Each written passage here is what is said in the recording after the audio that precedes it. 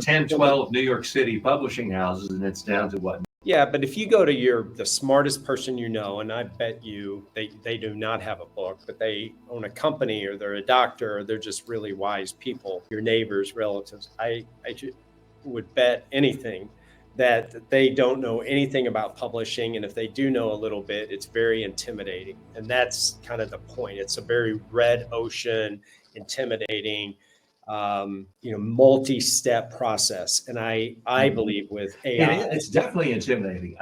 I started seeking a publisher 35 years ago. I published my first book 30 years ago. I've done half a dozen books or more, and I find it intimidating. So yeah, it can be intimidating. So if you look at the kind of the supply chain, starts with an idea, someone writes the book, and then it's published, and marketing, 4 or 5 steps, 6 steps. That's a fact.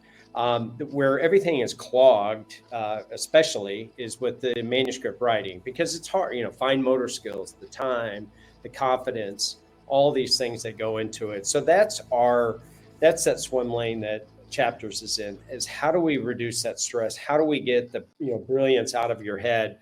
And so the rest of it, we're going to tackle in the coming months and years at Chapters. But right now, we're trying to just make it much more delightful to be able to share your wisdom. And unfortunately, the technology is a big part of it, but so is human editorial rigor and excellence. So it's human and robot, so to speak, that we think is a good solution. So who is the sort of ideal client for Chapters.io?